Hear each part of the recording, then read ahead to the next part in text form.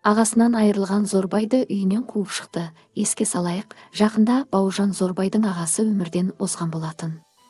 Алматыда тұратын Зорбай мырза суық хабарды естіген соң дереу Жаңаөзенге аттанды.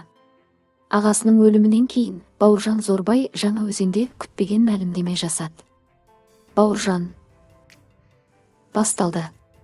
Бұрыннан өзімді жеп ауырып, ішіме сыймай, бәрін айтамын-ау сіздерге, бәрін шығарам ішімнен дегенде ағам мені басатын еді. Баука қойшы, сен алыстасың, ауылда жүрген мені ойлаш деп сонда ағам үшін қоя салатын едім да, бірақ всегда түнімен жылап шыға беретінмін деп жазды Зорбай мырза. Зорбай сторисінде шыдамның соңы, ойынның басы, деді. Бүкіл шындық ашылады, айтылады.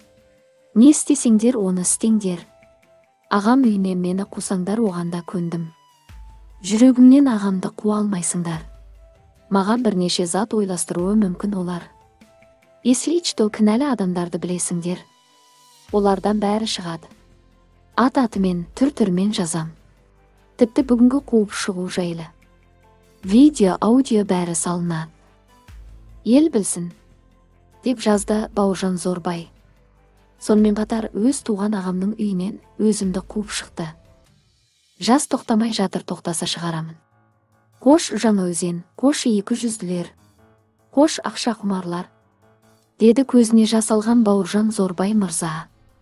Естеріңізге сала кетейік. Зорбай мырза әлеуметтік желі арқылы әжемнің баласымын деп мақтан тұтатын. Бірақ өткен жылы Зорбайдың әжесі де өмірден өткен болатын. Менен тіпті әжесінің баласы деген атты да тартып алыңыздаршы. Әжесінің баласы болсам, бұның бәрі неге болып жатыр? Түс па әлде? Енді тек парақшада сақталған видеоларын ғана көреміз. Мені күтетін жан енді жоқ. Мені уайымдайтын жан енді жоқ. Құлыным, шыбыным деп сүйетін әжем енді жоқ. Тойын өткізіп алсын деп күткен екен ғой деп жазған болатын Бауыржан Зорбай.